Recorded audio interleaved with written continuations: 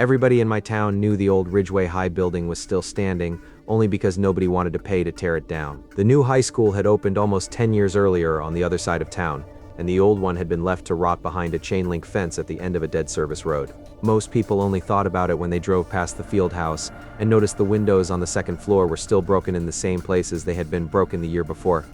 There were always stories about it, not dramatic ones, at least not the kind anybody told with a straight face. It was mostly small-town rumor stuff. A janitor supposedly quit because he kept hearing chairs scraping across classroom floors after the power had already been cut to that wing. Somebody's older cousin swore the intercom came on one night while he was parked in the lot with his girlfriend.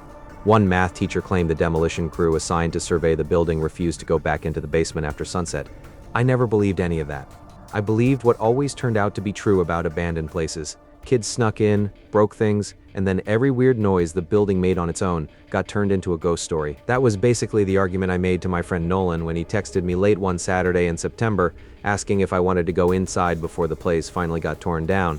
The county had approved demolition funding that summer. A sign had gone up on the fence saying the property was condemned and under assessment, which naturally made everybody our age want to see it before it was gone. Nolan had gotten hold of a set of old floor plans from his uncle, who used to work maintenance for the district. He said there was a delivery entrance by the auditorium that never closed right, and that we could get in before dark, walk the first and second floors, check the gym, maybe film a few clips on our phones, and be back out in 20 minutes. I knew it was stupid. That was half the appeal. We parked a little after 6:30 p.m. on a cracked stretch of blacktop behind the baseball field, where the trees blocked us from the main road. Sunset was still hanging on, but only barely. The sky had that late evening gray-blue color where you can already feel the dark winning, even if there's still light left on the horizon. From the back lot, Ridgeway looked bigger than I remembered from when I was a kid. The newer school in town was all glass and brick and clean angles. Ridgeway was just a long block of darkened windows and stained concrete with an auditorium wing sticking out the side like an afterthought. The old gym sat lower than the main building, with a row of narrow windows high up near the roof that looked black even before the sun was fully down. The fence had been cut in one spot and twisted back far enough for a person to slip through sideways. That should have told us we were not the first people to try this. We ducked through, crossed the service lane, and followed the wall to the auditorium loading door. Nolan had mentioned. He was right about that too. The door was heavy, but the latch did not catch properly unless you yanked it shut from the outside. From our side, it gave after 2 hard pulls and opened into a narrow backstage corridor that smelled like mildew, old paper, and that dry, dusty scent buildings get when the air has not moved correctly in years. It was still bright enough to see without flashlights for the first few minutes. We moved slowly because the floor was littered with splinters, loose ceiling tile, and old posters plastered to the walls. Somebody had spray painted over a fading cast list for a musical I vaguely remembered my older sister seeing there. The names were still barely visible underneath the black paint. The corridor opened into the auditorium itself, and that was the first moment the place really got to me. The room was huge, bigger than I remembered, but all the seats were folded up and half the stage curtain had collapsed. In the fading light from the exit signs and the last daylight sneaking around the side doors, the whole room looked paused, not ruined, like everyone had gotten up in a hurry and never come back. Nolan whispered, even though there was nobody there to hear us. He said we should check the main hallway before it got too dark.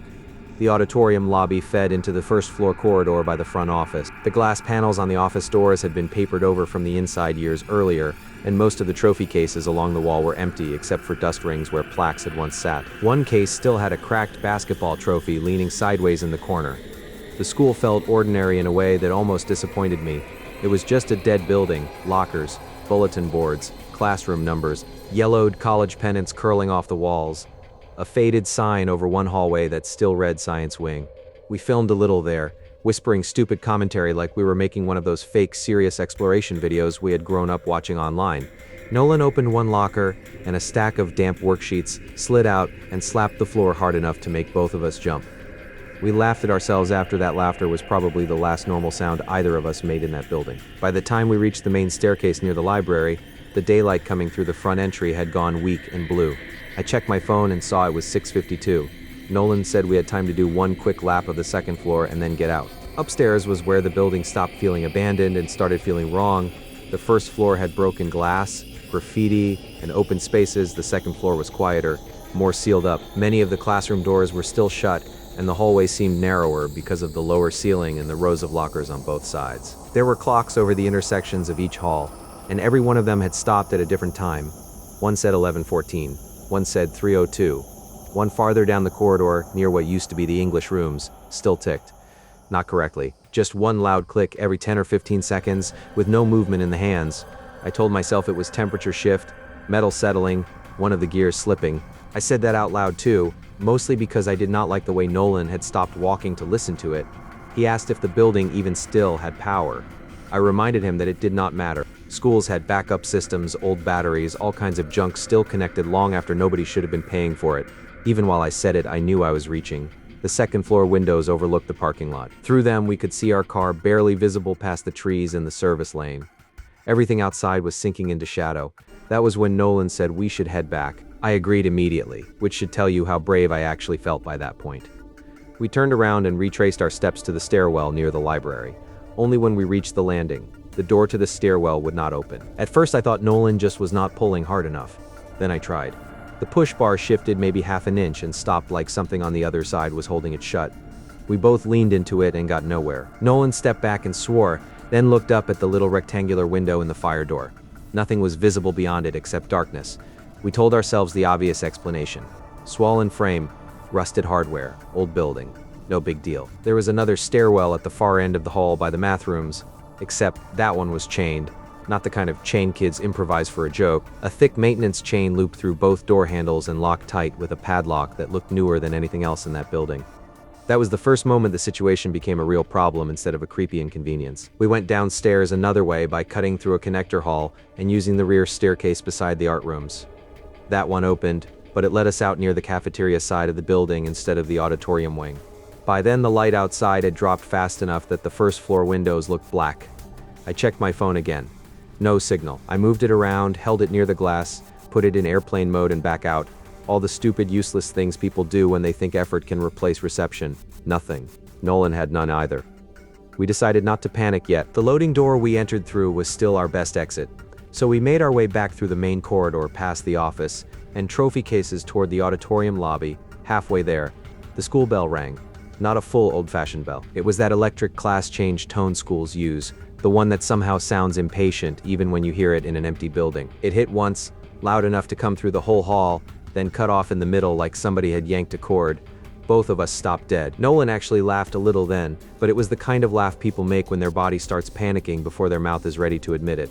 He said maybe somebody else was in there screwing with us. I wanted that to be true so badly that I said yeah immediately, because if another person was messing with us, then there was still a normal explanation. It might be a dangerous explanation, but it would at least be human. We called out. Nothing answered. We reached the auditorium corridor and found the loading door shut. That in itself was not surprising. The door had always needed to be yanked from outside to latch. What mattered was that it would not open from our side now. Not even a little. Nolan slammed his shoulder into it once, and then again. The metal boomed through the corridor and died into silence. No movement in the latch. No looseness in the frame. It felt as though the whole door had been bolted from the exterior. He swore and kicked it hard enough to hurt himself. I grabbed the handle and pulled until my palms burned. Nothing. That was when the intercom clicked on. Every school speaker I had passed without noticing suddenly mattered, because now they were all alive at once with a soft burst of static. For a second, neither of us moved. Then a woman's voice came over the system. It was not clear. It had that old PA distortion where the syllables flattened together. But it was clear enough for both of us to understand the last part. Teachers, please lock your doors. That was all. No introduction, no context, no explanation that it was a drill. Just those 5 words, then a hiss of dead air. Nolan looked at me and said, "We need to leave right now." Like that had not already been the plan. We ran, not blindly, not screaming, just that fast, deliberate kind of run people do when they are trying not to fully become prey in their own heads.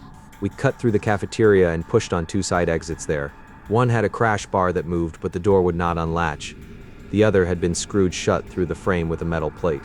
We tried the old gym. The doors to the court were propped partially open with a chunk of broken wood, and the darkness in that room felt bigger than the rest of the building combined.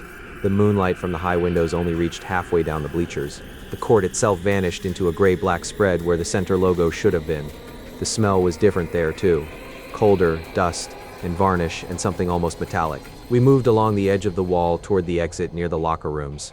Something rolled across the floor in the dark. It sounded light, hollow, circling in a slow arc. A basketball. I never saw it clearly, but I heard it hit the opposite wall once and settle.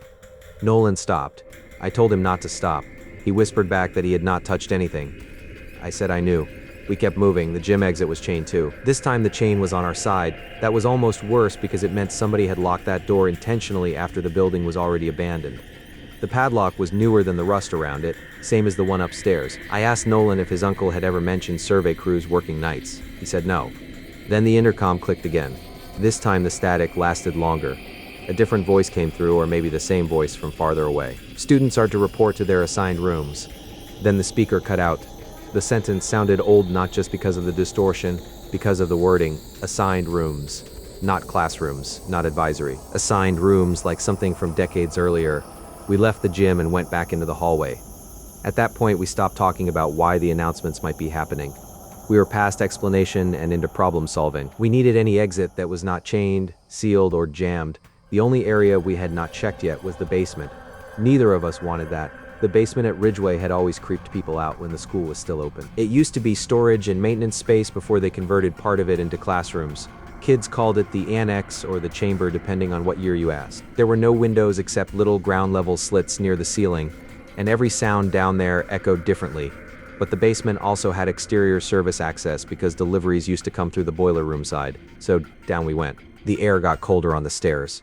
The light from our phone flashlights flattened everything into ugly textures. Cinder block walls, old motivational posters curling at the corners, strips of paint peeled up like skin. There were 2 classroom doors down there with narrow vertical windows and 1 restroom tucked at the far end.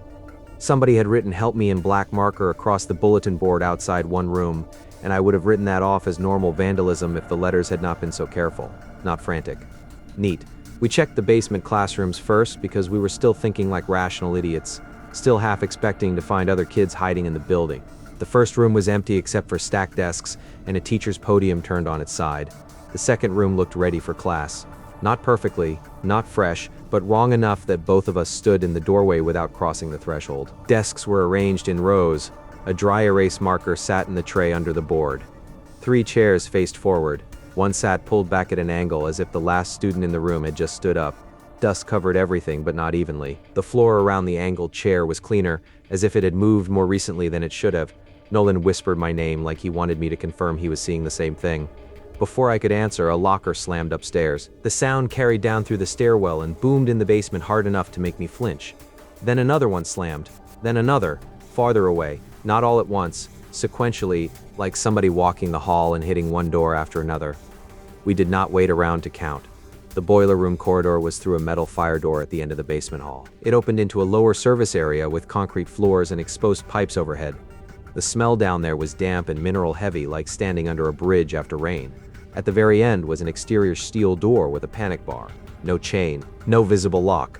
I remember the exact burst of relief I felt when I saw that bar, because it was the first hopeful thing we'd found in almost 20 minutes. I shoved it. Nothing happened. I shoved harder. Still nothing. Then Nolan pointed his flashlight lower. A length of heavy wire had been wrapped around the bottom hinge side of the door and fed through a hole in the frame, twisted tight from the outside like somebody wanted the door to look normal at eye level while keeping it from opening more than half an inch. My whole body went cold when I saw that. Not because it was supernatural, because it was not, because a human being had done it. And if a human being had done it, then at some point somebody expected somebody else to need that door. The intercom clicked again. This time it was so loud in the basement speaker that it distorted the first second into static. Then the voice said very clearly this time, "You are not allowed here after dismissal." Nolan backed away from the boiler door so fast he nearly slipped. I did the same. We stared up at the gray speaker cage bolted over the corridor and waited for more.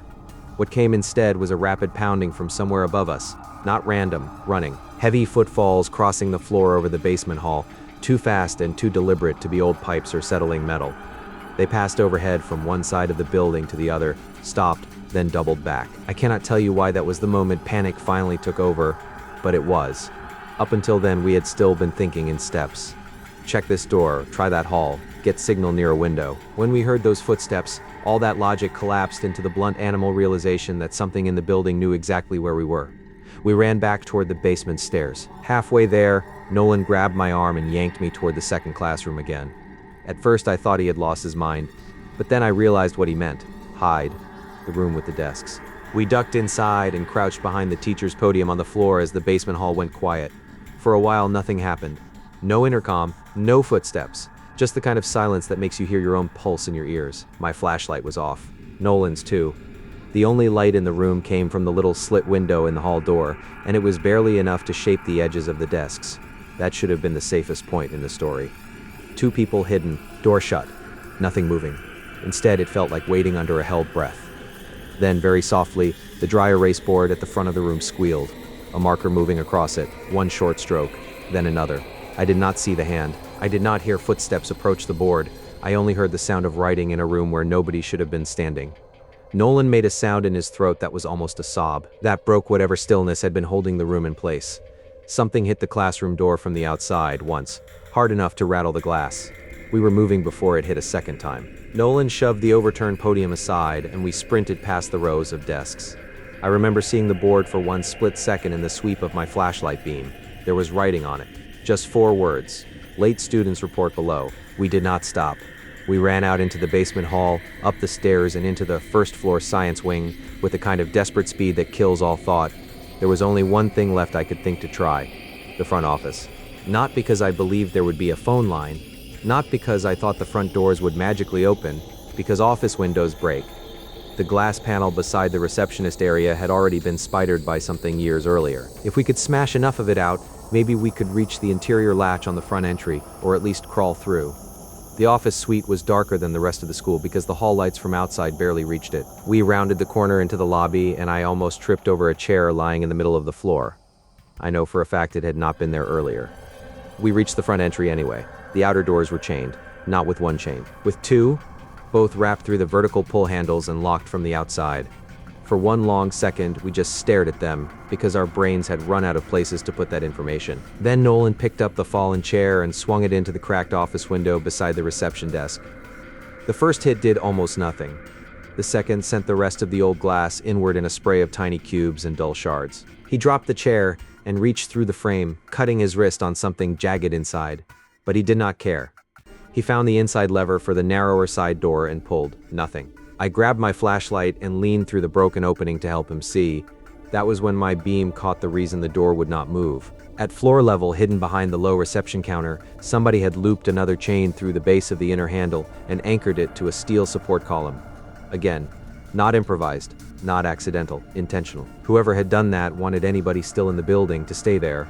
The intercom clicked one last time. No static, no distortion. Just that same woman's voice, close and calm as if she were standing somewhere just outside the office. The building is now closed. Then the bell rang again, full volume this time, and every hallway light on the first floor flashed on at once. Not bright. Just enough dirty yellow light to show the whole lobby in one freezing instant. The chair in the middle of the floor, the glass sparkling across the tiles, the open office doorway at the back of the suite, and a figure reflected in the trophy case glass across the hall, standing where there had been nothing a second earlier. Tall, narrow, motionless. I turned to look directly at it. There was nothing there, only the trophy case and the empty hall. When I looked back, Nolan was already hauling himself through the shattered office window into the reception area. He shouted for me to come on. There was a smaller side window behind the counter, one that opened toward the front landscaping strip where the bushes had been allowed to overgrow the concrete. It was too narrow for a clean climb, but it did not matter anymore. Nolan kicked out the lower panel, shoved the frame higher, and forced himself halfway through. I handed him my phone and then pushed from below while he wriggled over the sill and dropped outside into the weeds. For one horrible second, I thought I was going to get stuck. My shoulders caught, glass snagged my hoodie. The bell was still screaming through the building. Then Nolan grabbed both my wrists from outside and yanked hard enough that the fabric tore and I came out chest first into the cold night air. We landed in the bushes and did not stop to catch our breath. We ran all the way to the fence, ripped ourselves through the cut section, and did not slow down until we reached the car. Even then, neither of us got in right away. We both turned back. The second floor windows facing the lot were lit from within. Not all of them, just 3 classroom windows in a row. And in the middle one, as the bell finally died and the building went dark again, I saw what looked like desks arranged in rows and one shape standing at the front of the room where a teacher should have been. We left hard enough to spray gravel across the back lane. Neither of us called the police that night, which sounds stupid until you remember what the explanation would have sounded like. We snuck into a condemned school, got trapped, broke an office window, and then heard announcements from a building that was not supposed to have power. What exactly were they supposed to do with that? Nolan needed 6 stitches in his wrist the next morning, and he told urgent care he cut himself climbing a fence. For about a week, we agreed not to tell anybody the full story. That lasted until Nolan's uncle heard we had been near Ridgeway and turned white when Nolan mentioned the basement classrooms. He did not ask many questions. He only said the district shut that building down faster than planned after a lockdown incident in its final years. And that after the new school opened, maintenance crews were never supposed to stay inside Ridgeway alone after dark while the power disconnection work was happening. Nolan asked him why. His uncle said because too many people kept reporting announcements after hours from systems that were already supposed to be dead. Then he refused to say anything else. 2 months later, demolition finally started. The auditorium wing came down first, then part of the gym. The main classroom block took longer because the contractor found old structural issues and had to stop several times.